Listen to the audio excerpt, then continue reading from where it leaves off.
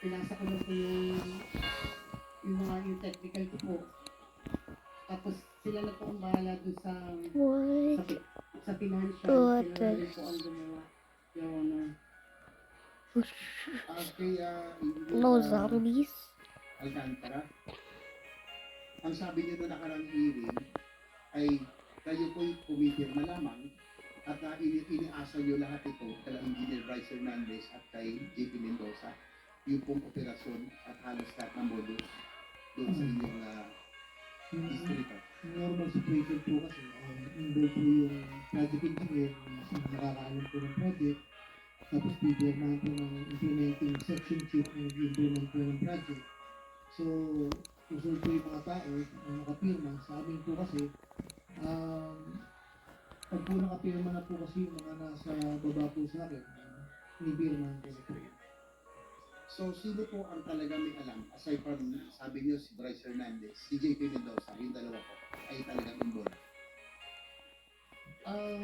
Doon po sa kwento kung paano nangyari, hindi ko po masabi ko, no? Kasi sabi ko nga po nung nakaraan, nag-discover ko lang po yan nung may nag-report po sa akin na sort of na bago po construction chief si J.M. Ramos kasi hindi nagalang po na nag-report po sa akin na Andito pa sila, Mr. Chair, si J.M. Ramos at si Engineer Galang, Secretariat. Kasi po ay ang base sa inyo pong salaysay, nalaman niyo po na nagkaroon ng ganitong mga ghost project dahil po ayaw pumirma, tama ba? Ni Engineer J.M. Ramos. yun po yung unang report niya sa akin. Tapos po, sinangayunan po yun ni Engineer Galang po. At later po, kung huli po, tinanong ko po yung project engineer na in charge kung bakit nakapirma sila. Meron pong alleged na wala. Yun lang po. Mr. Chair, we can invite J.M. Ramos and JP Mendoza. I think they are very vital para malaman po natin ang informasyon dito sa modus na ito. Yeah. So order. Engineer Mr. Bryce, Chairman, I'm sorry, is that an invitation or are we issuing SOCOS? or Actually, subpoena? Because- subpoena because Yes, invitation lang po binigay natin for this hearing. So we will issue subpoena.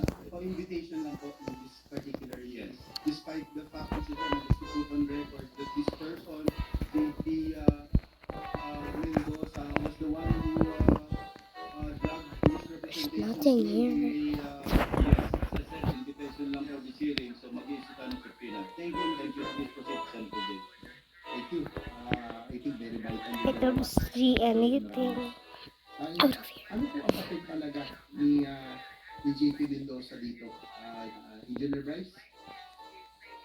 Kayo ba ang dalawang magkakawang dito at kumbaga magkasama dito sa pagsasagawa nito mga proyektong ghost o kaya substandard? Your Honor, pwede mo po ba humingi ng legislative immunity? Mr. Chairman, I leave it to the members. Anyway, there are conditions. At maliwanag yung conditions. basta kung sasabihin mo yung lahat ng katotohanan, Lahat, wala kaya kayong lang tago. sabi ni Senator Lack, ang ating chair, basta po ay nalaman at basta na kayo ay nagsinungaling, mabawiin po yung legislative immunity na ibibigay sa atin. Mr. Chair, pwede ko lang tanungin muna si Bryce, bakit sa House hindi ko humingi ng legislative immunity? Bakit dito humihingi ka?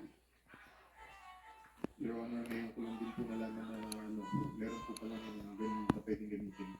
Kaya na po din. Okay, that's clear. Senator Jerry. Engineer Bryce, ano po ang naging papel ni JP Mendoza dito?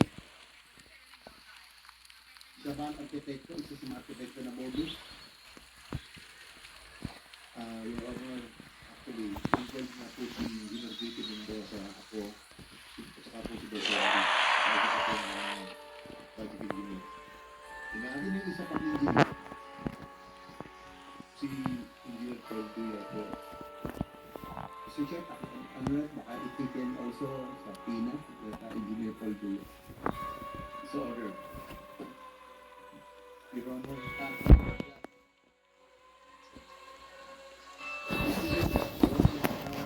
po ba yun ako? Yung legislative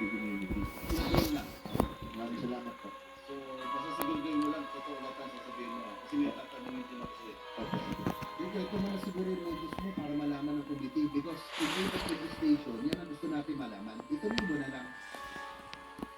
Ikwento mo na lahat na. Yung nga po, yung project na yun, meron po kami sharing na pagpunta po, si Boss Henry po meron 40%, ako may 20%, si Engineer Davey meron po 20%, at si Engineer Tagpuyan meron po 20%. 100, lampas na yan ah.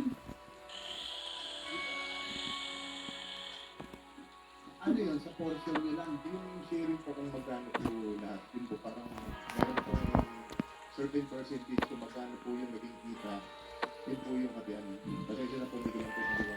Pero, ano yung engineer guys, bakit nyo naisip yung boss? Kasi alam mo, minsan, matatanggap ka natin kung may konti rin naman, pero gagawin yung proyekto. Ito wala talaga. Paano nyo naisip? Bakit ba?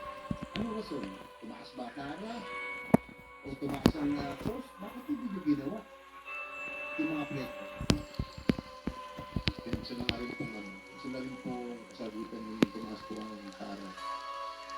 Ano po yung tara nyo? Ano yung napupunta?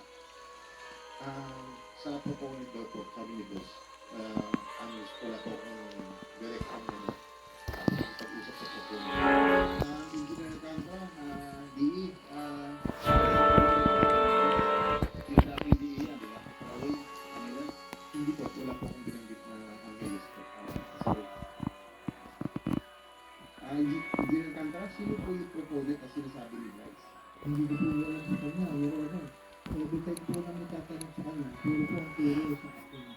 Naliwanag po ang purito, sinasabi ng mga contractor, na sila po ang tanong sa akin.